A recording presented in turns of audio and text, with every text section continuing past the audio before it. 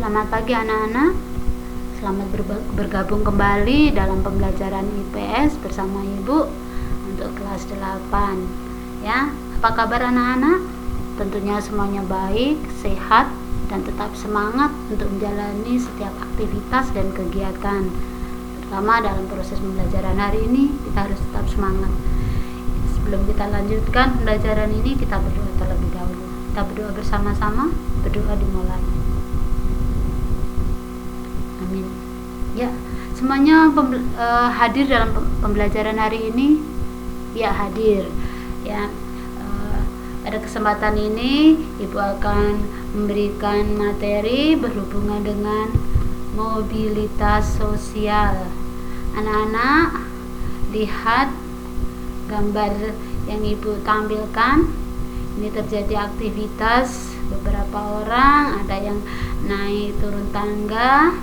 Ini Ibu juga sampaikan gambar pemberian pangkat kepada seorang bapak. Mungkin juga nanti bapak ini juga akan mendapatkan. Tentunya anak-anak bisa mengambil suatu pemikiran berhubungan dengan gambar yang Ibu tayangkan. Sebelum Ibu lanjutkan, Ibu akan menyampaikan tujuan pembelajaran pada hari ini. Yang pertama, anak-anak nanti bisa mendeskripsikan pengertian mobilitas sosial. Yang kedua, anak-anak bisa menganalisis bentuk-bentuk mobilitas sosial. Kita akan masuk kepada pengertian mobilitas sosial. Apa itu pengertian mobilitas sosial? Mobilitas sosial berasal dari bahasa Latin, yaitu mobilis, yang berarti mudah dipindahkan atau banyak bergerak dari satu tempat ke tempat yang lain. Kata sosial pada istilah tersebut mengandung makna seseorang atau sekelompok warga dalam kelompok sosial. Jadi, mobilitas sosial adalah perpindahan posisi seseorang atau sekelompok orang dari lapisan yang satu ke lapisan yang lain. Anak-anak, ini ada pengertian mobilitas sosial dari beberapa ahli. Anak-anak bisa melihat di buku, anak-anak bisa juga melihat di internet. Jadi, ini pengertian para ahli. Ibu mau lanjutkan berhubungan dengan bentuk-bentuk mobilitas sosial. Yang pertama, mobilitas vertikal. Anak-anak lihat di gambar ini ada bagian-bagian yang di kotak-kotak ini juga panah-panah yang menghubungkannya. Apa maksudnya ini? Bahwa mobilitas itu bisa terjadi dari kelas atas ke kelas menengah ke kelas bawah.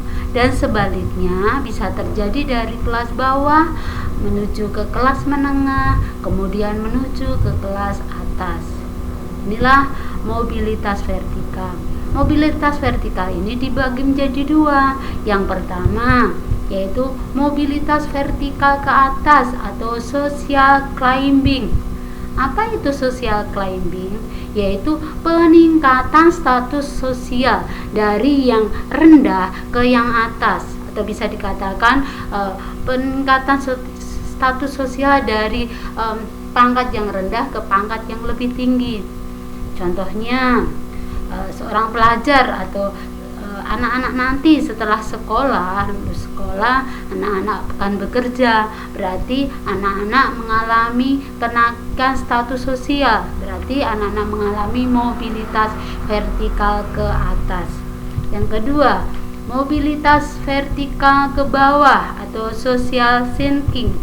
Apa itu social sinking? Yaitu penurunan status sosial menjadi yang lebih rendah dari sebelumnya. Ibu beri contoh di sini yaitu karyawan yang ketahuan korupsi dipecat dari pekerjaannya dan dipenjarakan. Nah, jadi ini contohnya. Berikutnya masuk ke mobilitas horizontal. Apa itu mobilitas horizontal? Mobilitas horizontal adalah perpindahan status sosial seseorang atau sekelompok orang dalam lapisan yang sama. Mobilitas horizontal merupakan peralihan individu atau objek-objek sosial lainnya dari suatu kelompok sosial ke kelompok sosial yang lainnya yang sederajat. Mobilitas sosial horizontal tidak terjadi perubahan dalam derajat kedudukan seseorang. Ibu kasih contoh di sini, kepala sekolah SMP dipindahkan SMP 2 dipindahkan ke SMP 1 Pontianak, tetapi masih kedudukannya sama sebagai kepala sekolah. Berarti ini contoh mobilitas horizontal.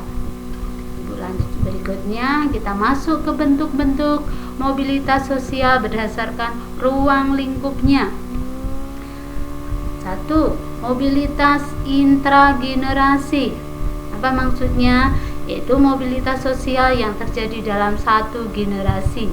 Jenisnya ada 2, yaitu intragenerasi naik dan intragenerasi turun. Yang naik yaitu mobilitas sosial yang menyebabkan status seseorang menjadi naik. Intragenerasi turun yaitu mobilitas sosial yang menyebabkan status seseorang menjadi turun. Dilihat ini contohnya anak-anak. Nih, dalam satu keluarga, ibu seorang guru SD, ayahnya juga guru SD, mempunyai anak menjadi guru SMA, kemudian jadi guru SMP, kemudian jadi guru lagi SMK.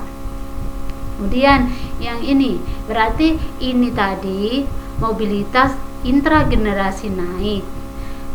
Contoh berikutnya, ayahnya seorang supir angkot, ibunya seorang pembantu rumah tangga, anaknya pengedar narkoba. Berarti ini mobilitas intragenerasi turun.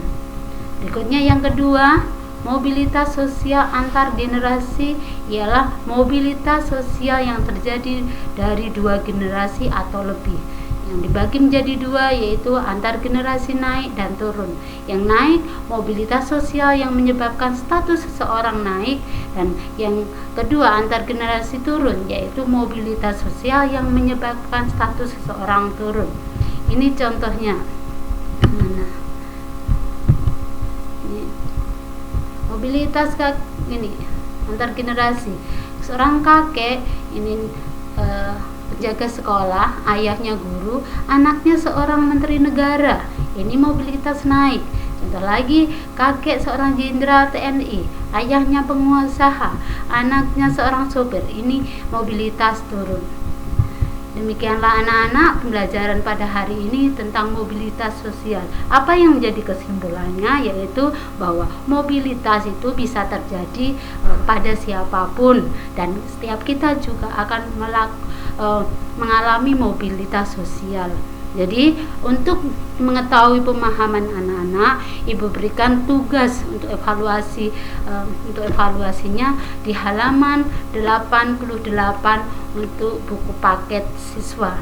Jadi pembelajaran kita akhiri hari ini cukup sekian, biarlah bermanfaat untuk kita semuanya, dan ibu akan menyampaikan pembelajaran berikutnya di pertemuan berikutnya dengan materi faktor-faktor mobilitas sosial dan pendorong mobilitas sosial. Kita akan mengakhiri pertemuan hari ini dengan berdoa. Kita berdoa bersama-sama. Amin. Terima kasih untuk pembelajaran hari ini.